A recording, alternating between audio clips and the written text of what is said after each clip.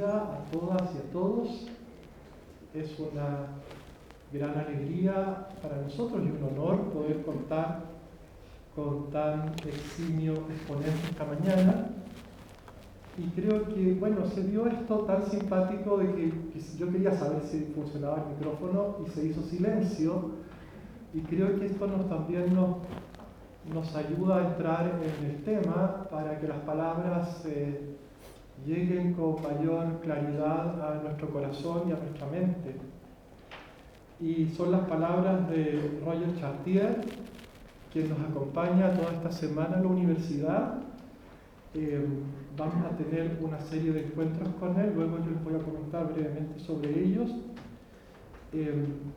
A nombre de la universidad, del decano aquí presente, de todas las autoridades de la universidad, del decano de nuestra Facultad de Humanidades y Comunicaciones, de nuestro centro de investigación, el CIDOC, de las diferentes escuelas que forman la facultad, te damos también a ti esta cordial bienvenida. Es una alegría poder escuchar hoy día tu palabra. ¿Qué decir sobre Roger Chartier que no sepamos? Yo brevemente voy a hacer una pequeña introducción para colocarnos en un mismo tono. Roger es un académico muy importante en su país, es profesor en el Colegio de Francia, es también profesor en la Universidad de Pensilvania, en los Estados Unidos, fue director muchos años de la Escuela de Altos Estudios en París, representante de esa afamada corriente historiográfica que hemos llamado los anales, que todos los estudiantes de historia siempre investigamos, ¿no? En torno a una revista muy importante y que además una escuela, ¿no? una corriente que ha tenido muchas generaciones que se han ido unas a otras complementando y comentando y a veces incluso criticando, lo que es muy sano dentro de nuestra disciplina. Si nosotros buscamos información sobre Roger, vamos a ver que, en la web, ¿no? Hay mucha información y siempre hay ciertas palabras claves que saltan allí: historia del libro, historia de la lectura, historia de la edición, pero quizás, evidentemente, que el trabajo de Roger Chartier es mucho más que eso. Quizás podríamos decir que es una forma de aproximarse a una realidad que es siempre compleja, ¿no? a un estar, ¿no? En la sociedad, en el mundo, a través de la escritura, de la palabra, pero también a través de las tecnologías, de las formas como los seres humanos se organizan, ¿no? Como las sociedades se van desarrollando. Tenemos obras, y de hecho si uno entra en los catálogos de las obras de Roger Chartier actualmente, las traducidas al castellano son muchísimas. Hay varias de ellas emblemáticas y que han tenido fuerte repercusión en los países de habla hispana y también de habla portuguesa, que son los más cercanos a nosotros. Un libro emblemático, por ejemplo, El mundo como representación, ¿no? Sus estudios de historia cultural, donde se recogieron artículos que Roger había escrito durante 10 años, ¿no? Al principio publicado en Barcelona en 1992. Allí encontramos ya las claves de sus trabajos. Contamos entonces con esta gran oportunidad de escuchar a Roger en esta charla magistral, cuyo sentido es inaugurar nuestro programa de doctorado interdisciplinario en humanidades, que hemos comenzado este año en nuestra Facultad de Humanidades y en el Centro de Investigación CIDOC. De hecho, también me gustaría saludar a nuestros primeros alumnos y alumnas que están presentes hoy día aquí. Y como nos interesa la interdisciplina, creo que a todos cada vez más estamos convencidos de la importancia no solo del diálogo, sino que de esta visiones multifocales que nos ofrece la interdisciplina, estamos muy expectantes de escuchar a Roger, ¿no? Y por eso le hemos pedido que su charla magistral vaya en esta línea, ¿no? Él ha escogido el título La verdad de los hechos, Historia, Humanidades y Ciencias Sociales, y una de las claves en la que podemos leer este aporte es la de los estudios interdisciplinarios, o al menos intentar dilucidar por dónde podrían ir estos estudios interdisciplinarios. Les comento, y con esto voy terminando, que nosotros tenemos también esta semana 2 eventos más con Roger, que son más acotados. Este es el evento en que podíamos recibir mayor número de personas. Lamentablemente hoy día no va a haber debate ni preguntas por el formato amplio que tiene esta charla. Mañana tenemos un seminario SIDOC a las 4 de la tarde, que tiene una capacidad para 50 personas y todavía hay algunos cupos. Si hay alguien interesado, tiene que escribir al mismo correo para poder participar del seminario SIDOC.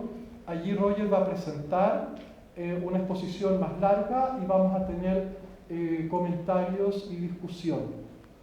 Y el jueves tenemos un workshop organizado por la revista Moxley de la facultad. En ese workshop tenemos 4 participantes, entre ellos Roger, y también allí habrá debate y discusión.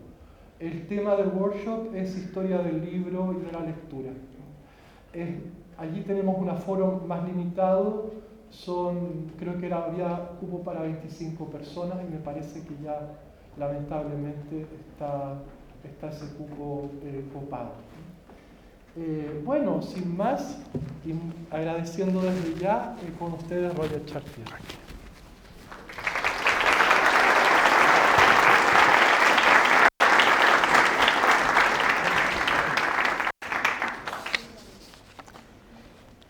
Es un gran honor, un gran placer para mí dictar la conferencia que inaugura el nuevo año académico del doctorado interdisciplinario en humanidades del programa de su universidad. Quisiera agradecer al señor vicerrector, el decano de la Facultad de Humanidades y Comunicación y todos mis colegas de la universidad por su generosa invitación y su muy amable y amena acogida. Quisiera también agradecer al profesor Ignacio Chueca Saldías, director del programa, para su demasiado generosa presentación.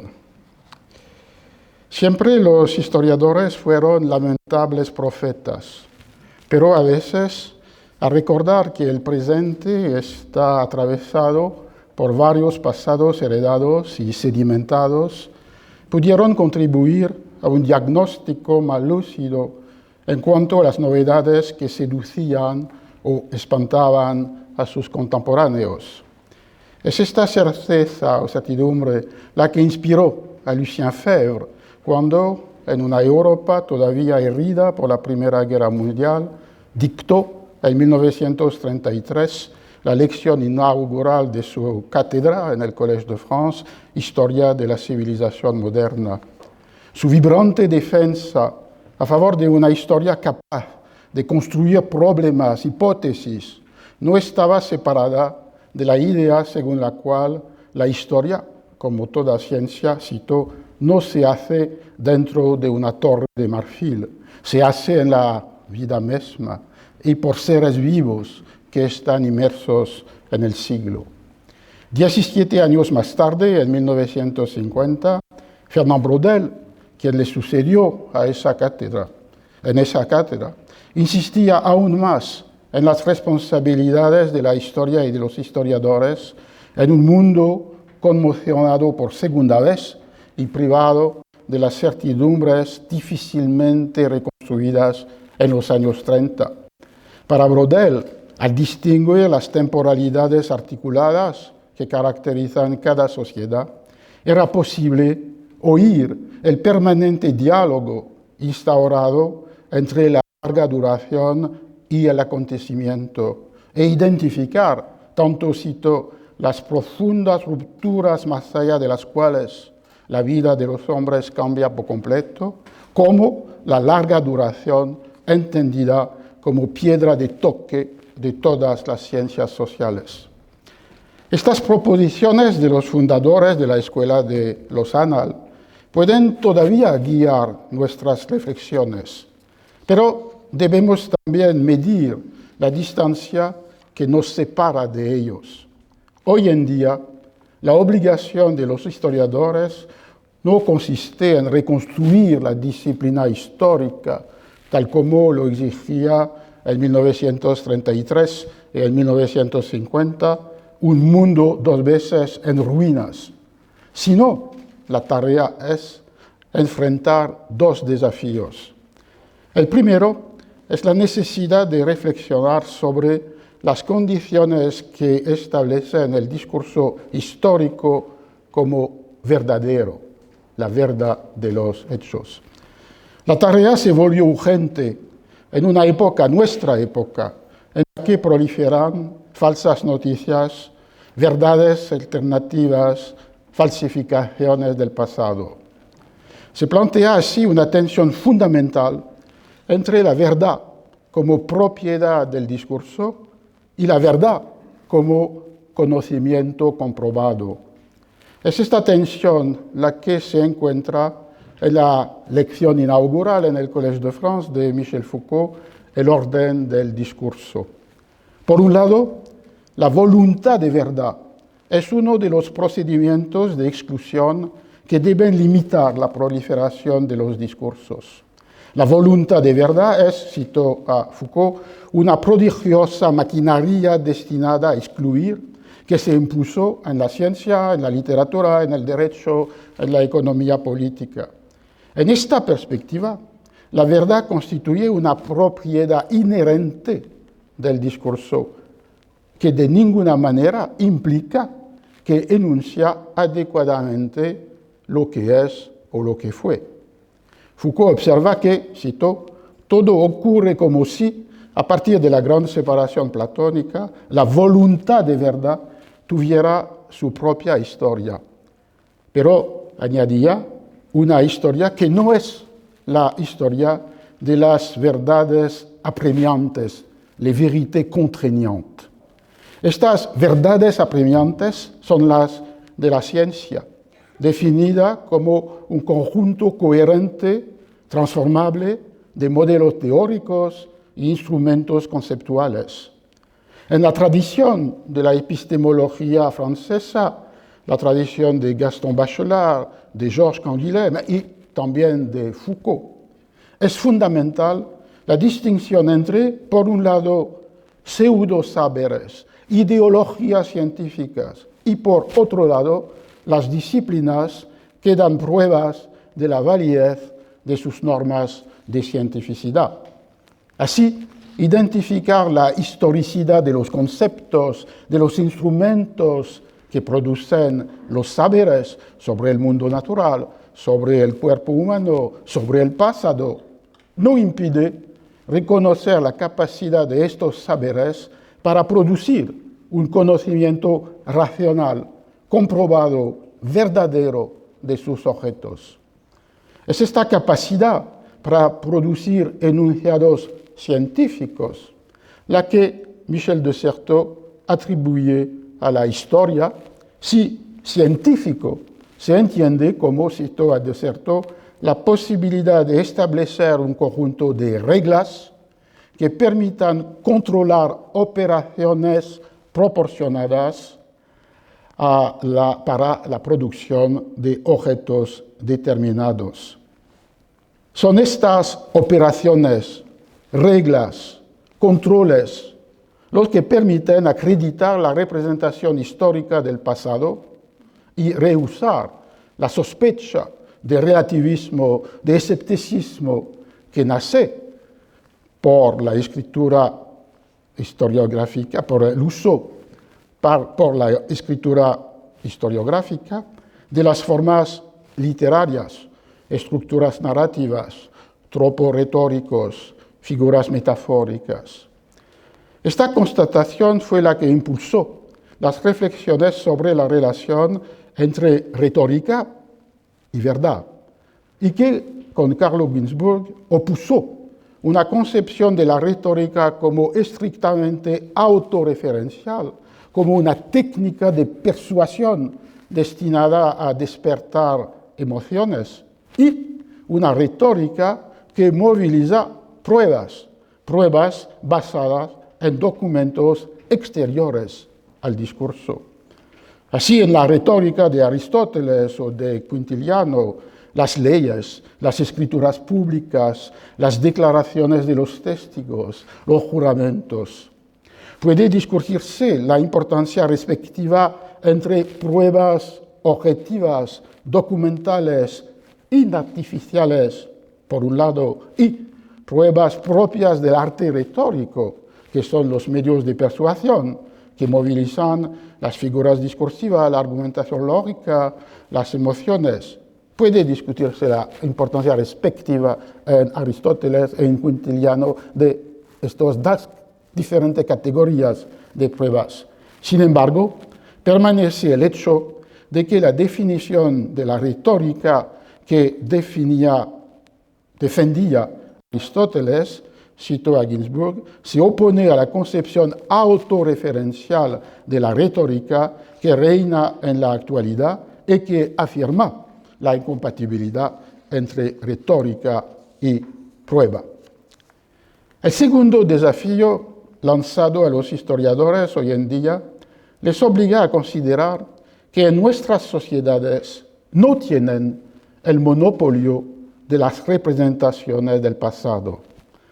Las insurrecciones de la memoria, así como las seducciones de la ficción, son poderosas competidoras.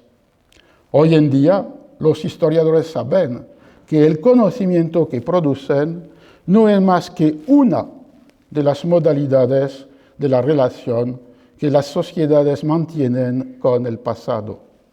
Las obras de ficción, al menos algunas de ellas, y la memoria, sea colectiva o individual, también dan presencia al pasado, una presencia a veces o a menudo más potente que la que establecen los libros de los historiadores. En los últimos años, la obra del filósofo francés Paul Ricoeur es sin duda alguna la que se dedicó con más atención a los diferentes modos de representación del pasado, la ficción narrativa, el conocimiento histórico, las operaciones de la memoria.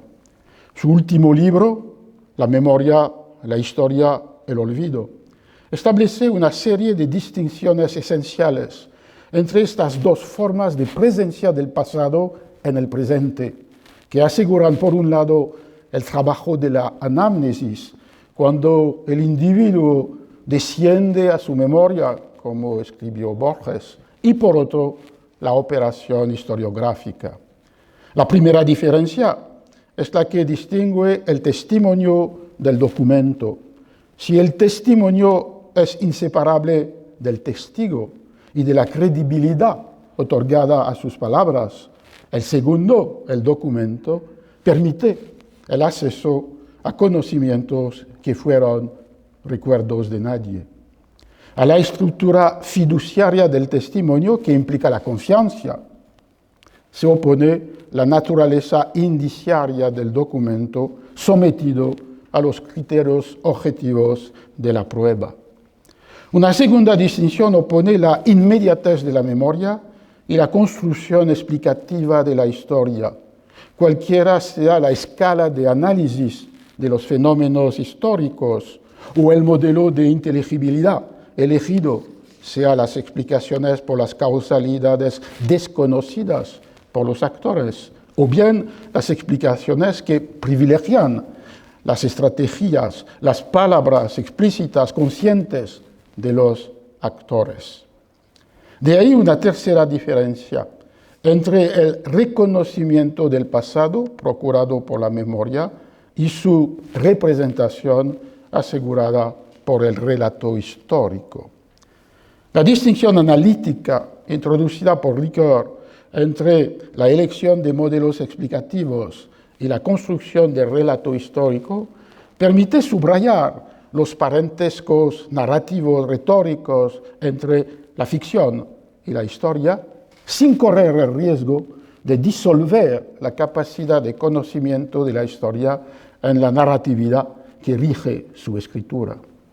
Haciendo hincapié en las operaciones específicas que fundamentan tanto la intención de verdad como la práctica crítica de la historia, Ricoeur rechaza todas las perspectivas que consideran que el régimen de la verdad de la novela, de la ficción, de la fábula y el régimen de verdad de la historia son idénticos.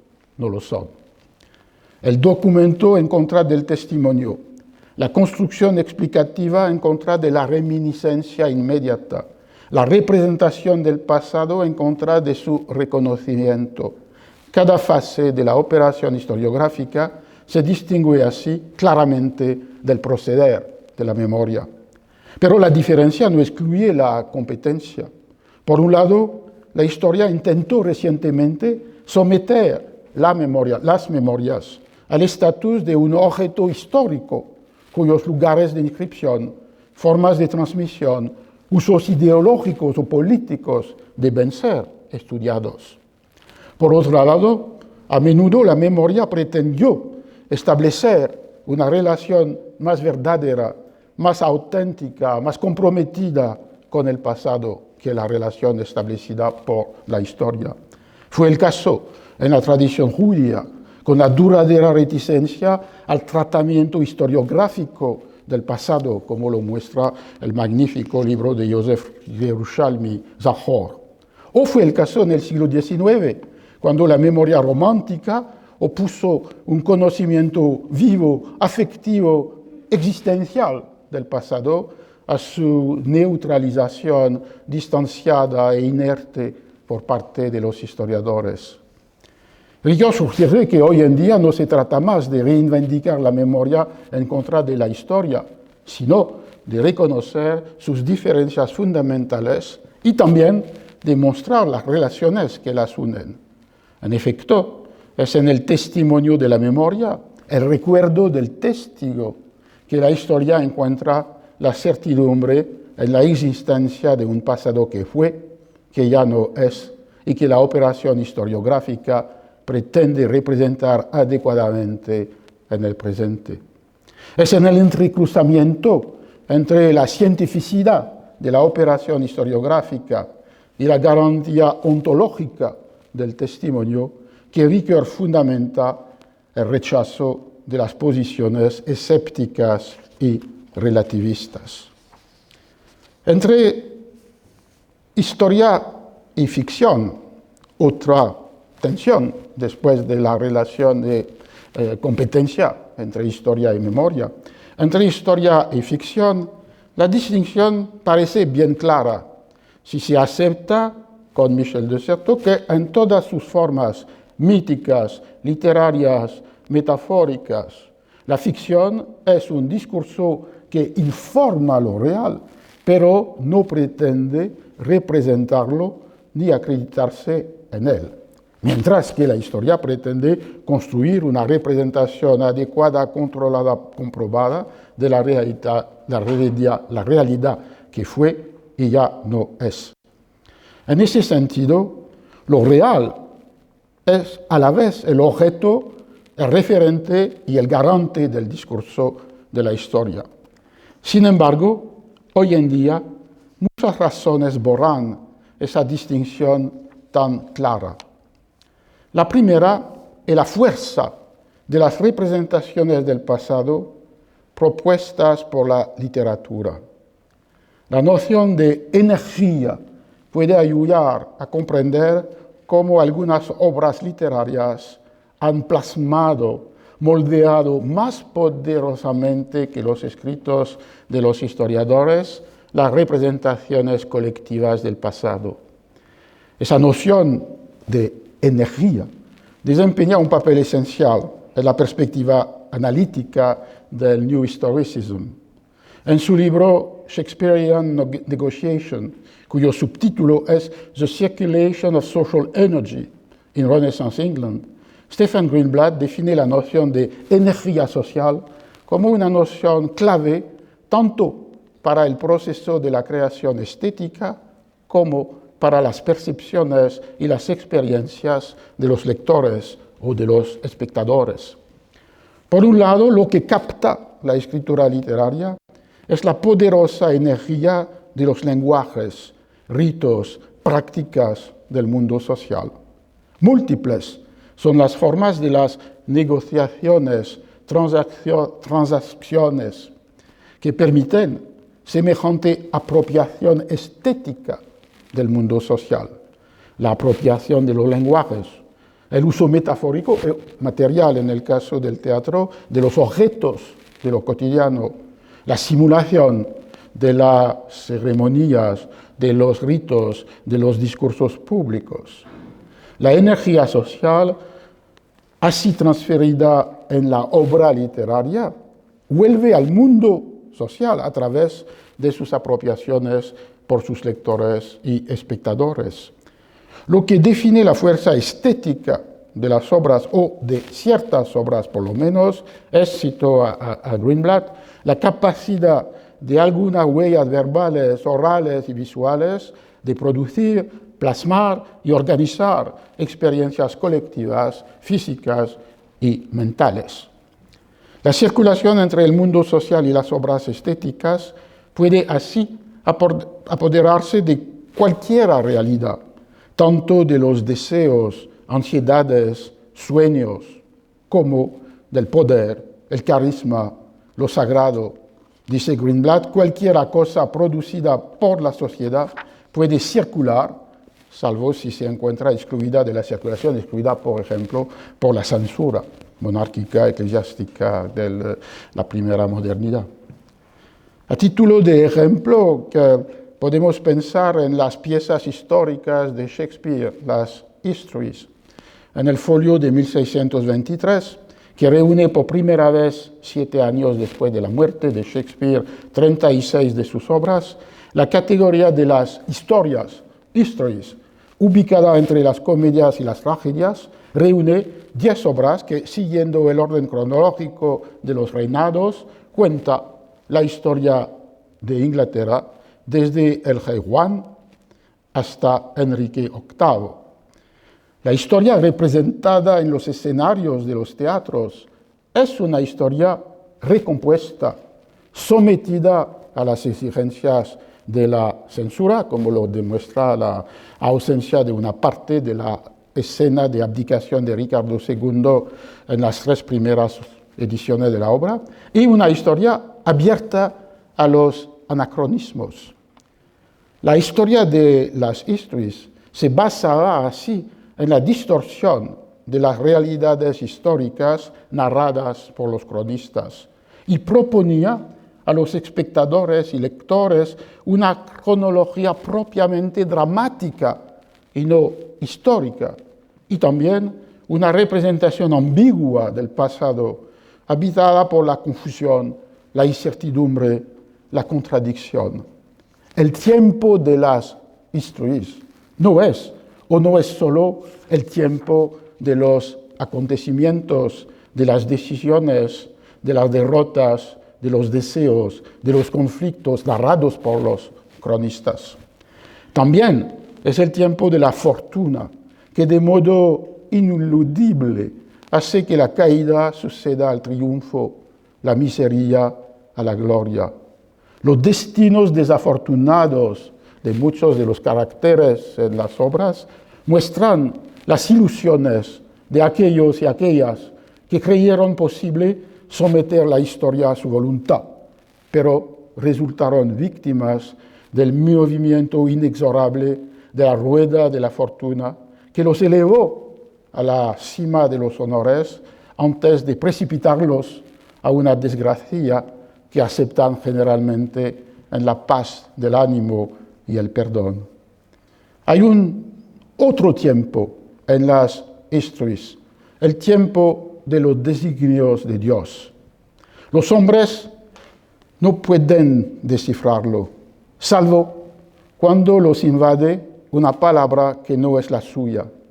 Es el caso de los profetas inspirados, que anuncian tanto el desastre por venir o una próxima edad de oro.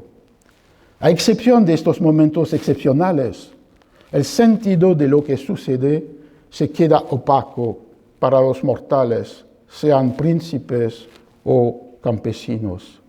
La perpetuación de la fuerza de las historias shakespearianas hasta hoy en día proviene de su capacidad para mostrar las incertidumbres de los tiempos, las contradicciones de los individuos, la imposibilidad de atribuir un sentido seguro, único a los acontecimientos.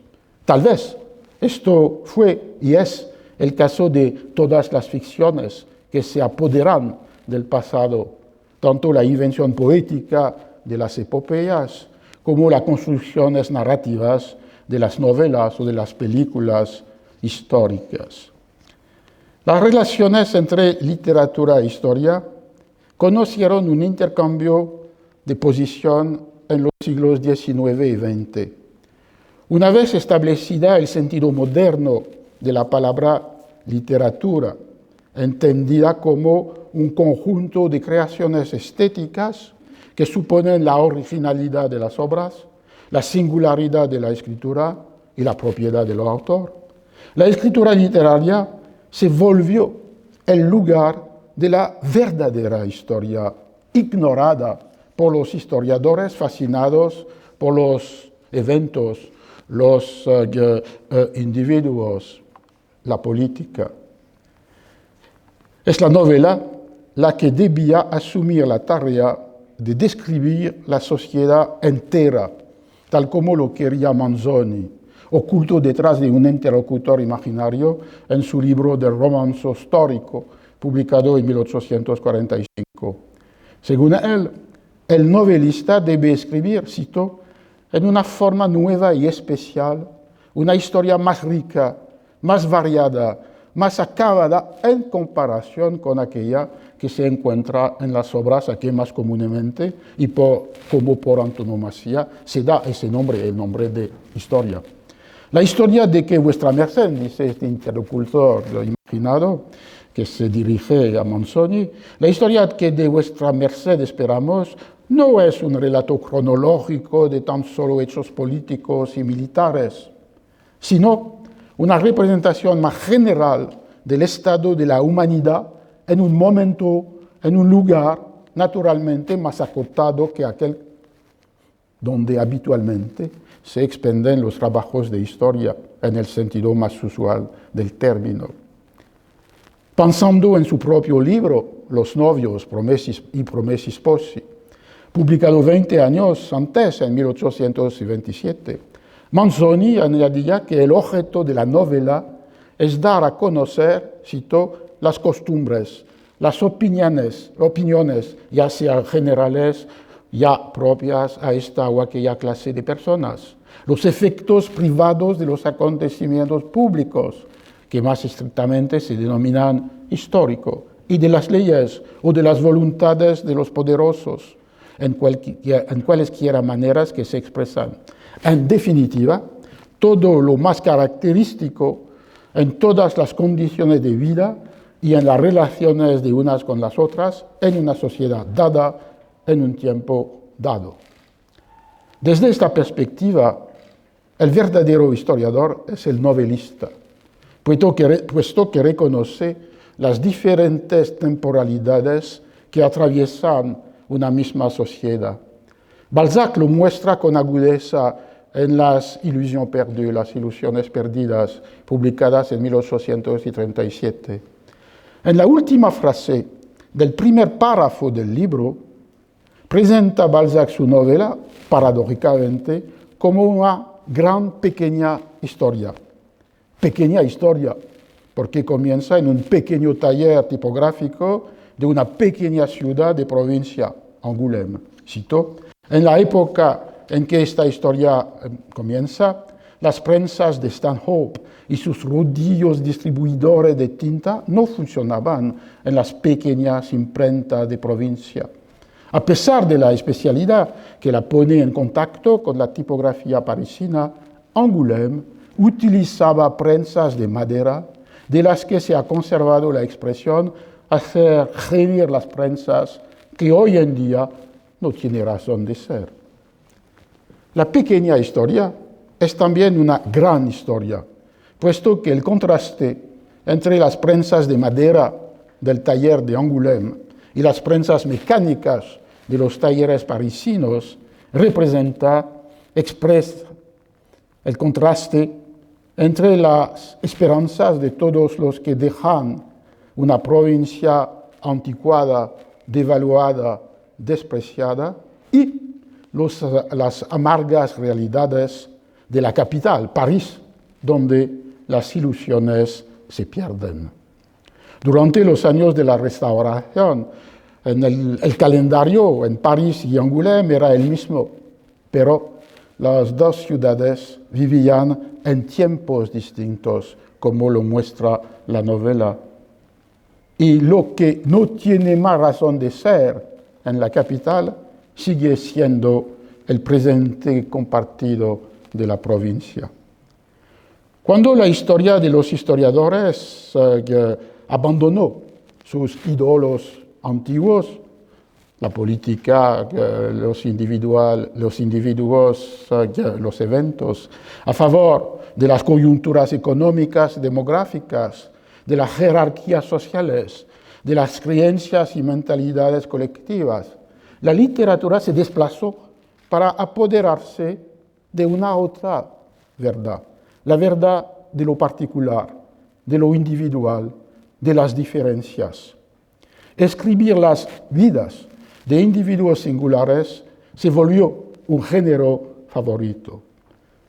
Borges, que lo practicó con la Historia Universal de la Infancia en 1935, nombra a su precursor, Las vidas imaginarias de Marcel Schwob, que datan de 1896. Para su escritura, dice Borges, Schwob inventó un método curioso.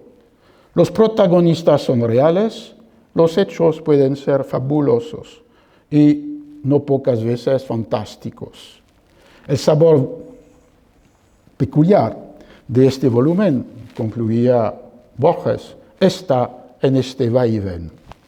El método curioso de Marcel Schwob en las vidas imaginarias consistía en privilegiar, cito, el sentimiento de lo individual, en separar radicalmente los destinos individuales de las ideas generales, en liberar la escritura biográfica de la exigencia de verdad para acceder a una verdad más profunda.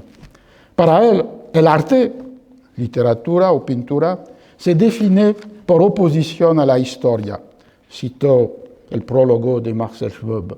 La ciencia histórica nos deja en la incertidumbre por lo que al individuo se refiere, mientras que el arte es todo lo contrario de las ideas generales. Solo describe lo individual, solo propende a lo único, no clasifica, desclasifica. Por ende, el arte del biógrafo consiste en, cito, llegar a individuar incluso lo más general. No tiene el biógrafo que preocuparse de ser exacto. Y así, el género aparentemente lo más histórico, la biografía, se apartó de la historia para acercarse de una realidad más profunda, más esencial, contar, cito a Schwob, las existencias singulares y únicas de los hombres, fueran estos divinos, mediocres o criminales. Siguiendo el camino hacia abierto, en el siglo XX, la literatura se apoderó de lo que los nuevos ídolos de la historia, población, economía, sociedades, mentalidades, ignoran, menosprecian o borran, es decir, las vidas siempre singulares, frágiles, oscuras. Ahora bien, las existencias anónimas, los destinos ignorados, no habitan solo en la imaginación de los escritores, también pueden hallarse en los archivos mismos, como si los documentos, a menudo tratados estadísticamente por los historiadores, conservaban las huellas breves, frágiles, fragmentadas de vidas singulares y la verdad de estas vidas. Es la historia minúscula de estas existencias la que Foucault quería reunir en un proyecto de antología de existencias que presentó en 1977 en su famoso ensayo La vie des hommes infâmes, la vida de los hombres infames, infames porque sin fama, sin reputación, sin gloria, citó a Foucault, vidas singulares, convertidas por oscuros azares en extraños poemas. Tal es lo que he pretendido reunir en este herbolario. Invirtiendo el proceder de Schwab, Foucault ubica en existencias reales, oscuras, infortunadas, contadas en pocas frases en los archivos de la policía, de los tribunales, las lettres de cachet, el extraño efecto, mezcla de belleza y de espanto que invade a quien las descubre. Citó Foucault de nuevo: he querido que se tratase de existencias reales, que se le pudiesen asignar un lugar, una fecha, que detrás de esos nombres que ya no dicen nada, más allá de esas palabras rápidas, que en la mayoría de los casos muy bien podrían ser falsas, engañosas, injustas, ultrajantes, hayan existido hombres que vivieron y murieron, sufrimientos, maldades, envidias, vociferaciones. He suprimido, pues, todo aquello que pudiera resultar producto de la imaginación o de la literatura. En estas vidas conocidas solo por los rasgos breves, enigmáticos, recogidos por las autoridades, Foucault descubría existencias perdidas que habrían quedado en el olvido si no fuera por aquel momento en el que chocarán contra el poder o intentaron utilizarlo. Esta voluntad de acercarse lo más posible a la verdad de los destinos singulares, no a partir de la literatura, sino de una relación con la realidad, rompía con la idea que hacía de la ficción el lugar mismo de las verdades más intensas. En este proyecto, los términos se invierten. Los individuos de los cuales se sabe casi nada se vuelven, citó a Foucault, seres casi ficticios. Es este, citó, cierto equívoco entre lo ficticio y lo real que produce la luminosidad fulgurante de la poesía. La literatura imaginada por el escritor o encontrada en la poesía de los archivos está así investida por una poderosa capacidad de conocimiento, poderosa pero también peligrosa si no se movilizan los procedimientos que producen una verdad de la ficción, entendida según la fórmula de Carlo Ginzburg como una historia verdadera construida a partir de la historia ficticia. No se trata entonces de afirmar que ficción e historia producen una misma verdad, sino de identificar cuáles son las condiciones tanto de escritura como de lectura que ubican en algunas obras literarias un discurso verdadero sobre el pasado o sobre la realidad. Siguiendo a Carlo Ginzburg, podemos destacar 3 dispositivos estéticos que producen semejante verdad histórica en la literatura. El primero es la distancia crítica que permite el proceder del extrañamiento, del ostranění de los formalistas rusos de comienzos del siglo XX, que transforma lo familiar en algo extraño, raro, inesperado. Está así producida una docta ignorancia que rechaza la percepción ciega de las evidencias, la aceptación automática de las costumbres, el sometimiento al orden de las cosas. La encarnaron, esta docta ignorancia, en los textos y en las imágenes, las figuras del iletrado sabio, del salvaje civilizado, del campesino cuerdo, o bien los animales de las fábulas y las figuras del mundo al revés, una iconografía muy frecuente en las sociedades de la primera modernidad. Un segundo proceder hace hincapié en las modalidades de apropiación de los relatos históricos por las obras de literatura, teatrales o narrativas.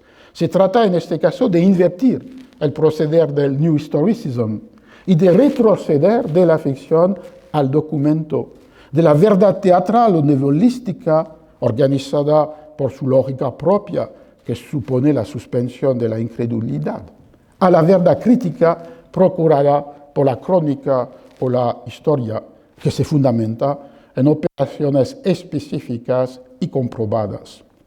Inspirado por el libro de Jean Chaplin de la lectura de vieux romans, escrito en 1646, Ginsburg afirma así que es posible descubrir verdades históricas en las ficciones y entonces, cito, construir la verdad sobre las fábulas, la historia verdadera sobre la ficticia. Un tercer procedimiento que permite inscribir la verdad de los sentimientos, de los pensamientos en la ficción novelesca es el uso del estilo directo libre que introduce en la narración, suspendida por un momento, los pensamientos íntimos, secretos y mudos de los protagonistas. Comenta Ginsburg, es un procedimiento que parece de antemano vedado a los historiadores, ya que por definición el discurso directo libre no deja huella documental. Sin embargo, observa que, cito, los procedimientos narrativos son como campos magnéticos, provocan preguntas, atraen documentos potenciales. En este sentido, un procedimiento como el discurso directo libre puede ser considerado como un desafío lanzado a los historiadores. Así, la verdad de la ficción puede convertirse en verdad de la historia. Hay otra razón de la proximidad seductora pero peligrosa entre la historia como ejercicio de conocimiento y la ficción, sea literatura o mito.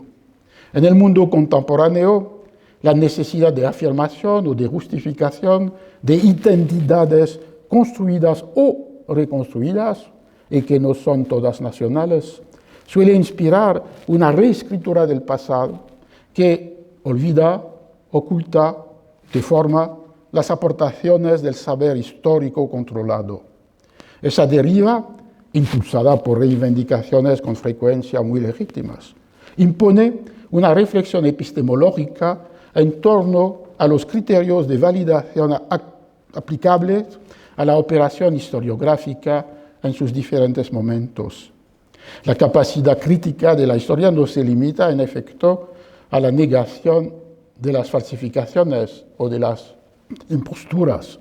Puede y debe someter a criterios objetivos de validación o de rechazo las construcciones interpretativas. Si se asigna esta función a la historia, necesariamente se plantea la pregunta de los criterios de este juicio. Se los debe vincular a la coherencia interna de la demostración, a su compatibilidad con los resultados ya logrados, y por otra parte es legítimo postular una pluralidad de regímenes de prueba de la historia que sería exigida por los diversos objetos, los diversos métodos históricos, o debemos esforzarnos para elaborar una teoría de la objetividad que establezca criterios generales que permiten distinguir entre interpretaciones aceptables e interpretaciones inaceptables. Estas cuestiones conllevan un reto esencial en una época, la nuestra, en que la relación con el pasado está amenazada por la fuerte tentación de crear historias imaginadas o imaginarias y por las reescrituras engañosas del pasado. Es fundamental la reflexión sobre las condiciones que permiten acreditar un discurso histórico como una representación adecuada y una explicación relevante de una realidad que fue, suponiendo en su principio la distancia entre saber crítico y reconocimiento inmediato. Esta reflexión participa en el largo proceso de emancipación de la historia con respecto a la memoria y con respecto a la fábula. Semejante diferencia nos hace recordar que la especificidad de la historia dentro del campo de las ciencias humanas y sociales es su capacidad de distinguir y articular los diferentes tiempos que se encuentran contemporáneos en cada momento histórico. Se debe volver aquí, por supuesto, a la construcción temporal que sostenía todo el edificio de la historia y más allá de las ciencias sociales para Fernand Braudel.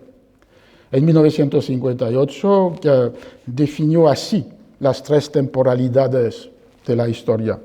La historia se sitúa en niveles diferentes. Yo diría, decía Braudel, fácilmente en tres niveles. En la superficie, una historia de los eventos que se inscribe en el tiempo corto, breve. Es una microhistoria. A nivel medio, una historia coyuntural sigue un ritmo más amplio y más lento. Hasta aquí se le ha estudiado sobre todo en el plano de la vida material, de los ciclos o interciclos económicos. Más allá de ese recitativo de la coyuntura, la historia estructural o de larga duración que trabaja con siglos enteros.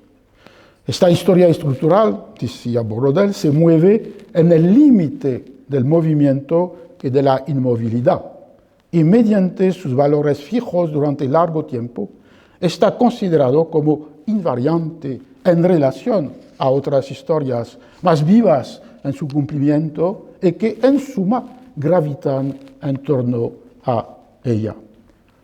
Hoy pueden plantearse dos cuestiones a este modelo de las duraciones superpuestas y heterogéneas. Una cuestión filosófica, una cuestión sociológica. Cuestión filosófica. Se ha de acotar, mantener el acontecimiento en la definición tradicional, la que propone Braudel, que vincula el evento al tiempo corto, a las decisiones conscientes, a lo político. En un ensayo dedicado a Nietzsche, publicado en 1971, Foucault asocia estrechamente una crítica devastadora de la noción de origen a una reformulación del concepto de acontecimiento. Para él, la brutalidad del evento debe ubicarse no en los accidentes del transcurso de la historia o en las elecciones de los individuos, sino en las transformaciones de las relaciones de dominación. Cito, acontecimiento, entendiendo por tal no una decisión, un tratado, un reino, una batalla, sino una relación de fuerza que se invierte, un poder que se confisca, un vocabulario recuperado y que se vuelva contra lo que lo utilizan, una dominación que se debilita, se distiende, ella misma se envenena, y otra que surge disfrazada. Y concluía de una manera muy nietzscheana Foucault, las fuerzas que están en juego en la historia no obedecen ni a un destino ni a una mecánica, sino al azar de la lucha. No se manifiestan como las formas sucesivas de una intención primordial a la manera hegeliana. Tampoco se presentan como la apariencia de un resultado. Aparecen siempre en el azar singular del acontecimiento. Si bien el acontecimiento en esa lectura nietzscheana es aleatorio, violento, inesperado, no designa más la espuma de los hechos, sino las rupturas, las discontinuidades más fundamentales que inauguran una nueva era, una nueva época, el acontecimiento como nacimiento. Segunda cuestión, se pueden considerar las temporalidades solamente como externas a los individuos, como medidas del mundo. Pierre Bourdieu, el sociólogo francés, en las Meditaciones pascalianas, su libro de 1997, subraya con insistencia que la relación con el tiempo es una de las propiedades sociales más desigualmente distribuidas. Cito, habría que describir, refiriéndolas a sus condiciones económicas y sociales de posibilidad, las diferentes maneras de temporalizarse. Ser dueño de su propio tiempo, controlar el tiempo de los demás, no tener ningún control sobre un tiempo en el cual no existe una relación racional previsible entre las expectativas subjetivas y las posibilidades objetivas de su realización. Estas tres formas de incorporación del tiempo son varias modalidades de la relación en el tiempo que expresan el poder de los dominantes y la impotencia de los dominados. Entonces, las diversas temporalidades no deben ser consideradas como envolturas objetivas de los hechos sociales o históricos. Son el producto de construcciones sociales que aseguran el poder de unos sobre el presente o el futuro, sobre sí mismos, sobre los demás, y llevan a los otros a la desesperanza. Hoy, la arquitectura brodeliana de las duraciones encastradas, larga duración, coyunturas, acontecimiento, sin duda merece repensarse a partir de la reflexión filosófica, a partir de los estudios sociológicos. Conclusión. Así, fundada sobre una reevaluación de las diferentes temporalidades que hacen que el presente es lo que es, herencia y ruptura, el conocimiento histórico debe permitir de establecer lo que Paul Ricoeur designa y espera como, cito, una memoria equitativa. Equitativa porque obliga las memorias particulares a confrontarse con una representación del pasado situada en el orden de un saber controlable y universalmente aceptable o aceptado. Pero como se sabe, si semejante distinción se encuentra teóricamente fundada, no puede y quizá no debe deshacer los lazos entre historia y memoria. La historia no puede ignorar las violencias que trataron de hacer desaparecer no solo las víctimas de las tiranías, sino también la posibilidad de que sean recordadas sus existencias. En este sentido, la historia nunca puede olvidar los derechos de una memoria que es insurgencia contra la distorsión, la negación de lo que fue. Debe la historia entender semejante pedido y con su exigencia de verdad, con sus operaciones propias, reconocer y reconstruir las historias individuales o colectivas borradas por las violencias de las represiones, pero que sobreviven en las memorias. ¿Puede producir la historia la verdad de los hechos? Por supuesto, si se entiende esta verdad como una modalidad del conocimiento que relata los acontecimientos tal como ocurrieron realmente, según la fórmula de Ranke, sin olvidar que, como escribió el escritor francés Pascal Quignard, en la realidad las cosas no ocurrieron en un relato. Los procedimientos propios de la operación historiográfica, que asocia crítica, pruebas y controles, protegen a la escritura histórica del relativismo escéptico. Sin embargo, la representación del pasado que ésta propone no es el pasado mismo, sino un conocimiento que siempre se sitúa en el entramado entre realidad y ficción, entre verdades y posibilidades. La historia no es la única forma de presencia del pasado en el presente. Es una poderosa razón para afirmar la especificidad de su régimen de conocimiento. La tarea que le corresponde es desenmascarar las falsificaciones, denunciar las falsas verdades, destruir mentiras y engaños, establecer lo que fue. En esto radica su deber crítico y su obligación cívica, que deben procurar a todos los ciudadanos los conocimientos sin los cuales no hay democracia. Y así, tal vez, apaciguar las infinitas heridas que dejó en el presente un pasado a menudo brutal y cruel. Muchas gracias.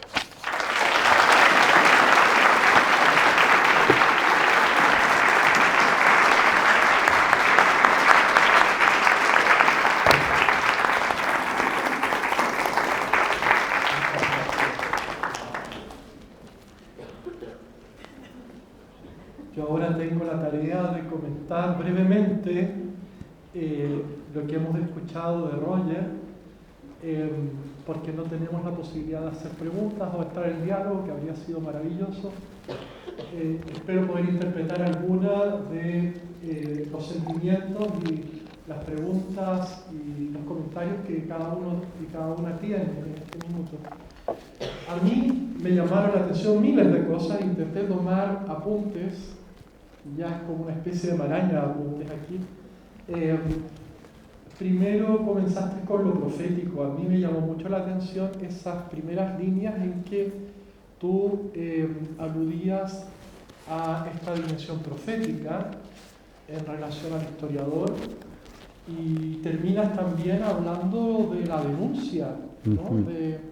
de la necesidad de que nos hagamos cargo de esos lugares del pasado que están allí a veces ocultos en la memoria, que a veces no son cómodos, que a veces no son gratos de recordar. Y creo que allí tú has hecho un itinerario que nos ha llevado por los lugares de la memoria, por lugares que a veces no visitamos, ¿no? Y nos haces preguntarnos, bueno, ¿cómo construimos esa memoria? ¿Cómo la habitamos? Si esos lugares comunes que tan a gusto construimos en la historia, en las historias oficiales, pero también muchas veces en las historias personales, si esos lugares son lugares habitables, son lugares amables, son lugares que nos hablan de la verdad, ¿no? Son lugares verdaderos, que no quizás en el sentido verdad entendida en el sentido a veces coloquial de la verdad de los hechos, ¿no? En el sentido ontológico, ¿no? Es una verdad humana, es un espacio que está de acorde con lo que queremos ser o nos gustaría ser. Muchas veces, cuando en la mitad de este programa, en el fondo, que nos estás invitando, de esta tarea que nos estás dejando, yo pensaba, bueno, verdad, ficción, novela, construcción histórica, y pensaba en eso, que muchas veces uno escucha, al menos en nuestro contexto cultural, cuando suceden cosas que nos impactan o cosas que no podemos en el fondo integrar en nuestra vida, decimos, bueno, la realidad supera la ficción. O sea, esa impotencia que es muy de historiador también. Y me sentía muy identificado cuando tú hablabas de esos restos, de esos rasgos que están allí en la documentación del día a día, en esos extractos que uno de repente encuentra en el archivo, a veces de documentos perdidos que nunca fueron ni siquiera pensados para ser conservados, y te encuentras con esa inmediatez de la experiencia humana. Yo personalmente puedo decir que, siendo muy joven, comenzando estudios historiográficos, transcribiendo registros de defunciones del siglo XIX, de zonas del sur de Chile, haber visto cómo una familia sepultaba la misma semana a 6 o 8 hijos. y de repente darte cuenta, realizar, ¿no? Como se dice en inglés, son seres humanos, son personas, son niños que están allí, y uno como historiador o alguien que está interesado o cautivado por el pasado, se encuentra con esas experiencias, esas voces, esos testimonios, y la realidad te golpea mucho más allá de lo que ficcionalmente quizás uno se imaginaba de lo que era el pasado, ¿no? En sus luces y en sus sombras. Lo profético. Mencionaba, bueno, yo creo que hubo un gran espacio dedicado a la memoria, y me llamó la atención que había citado un libro que a mí siempre me interesó mucho, de Joseph Yerushalmi, Zahor, que significa recordar, ¿no? Recordando. Y es algo tan propio de la historiografía hebrea. Pienso también en Ginsburg, pienso que Ginsburg probablemente también está en esa línea. Sí.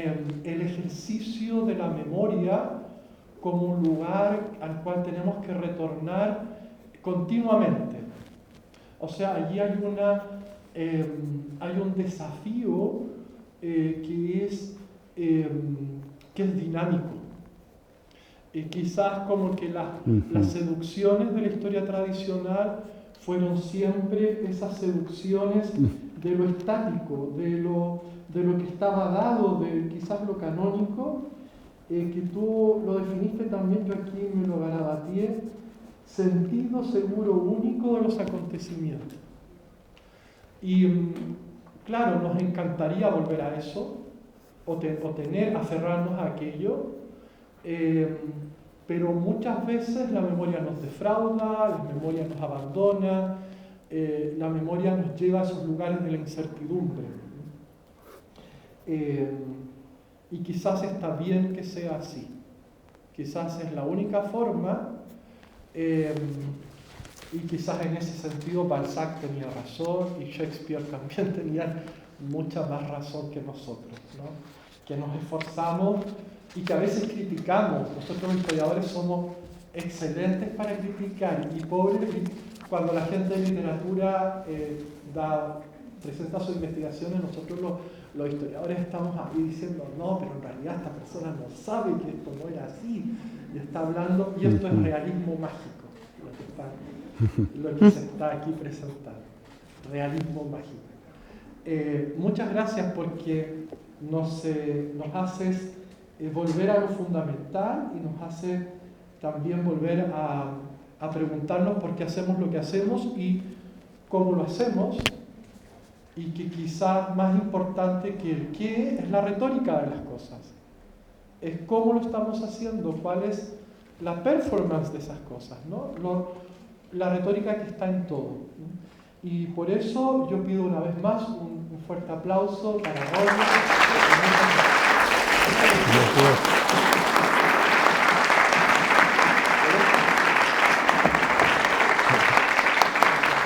Muy bien, muchas gracias.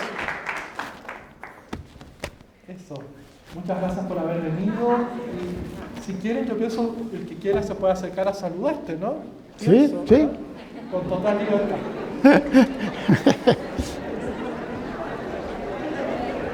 Uy, Roger, nos has dejado, pero... Eran muchas cosas, pero como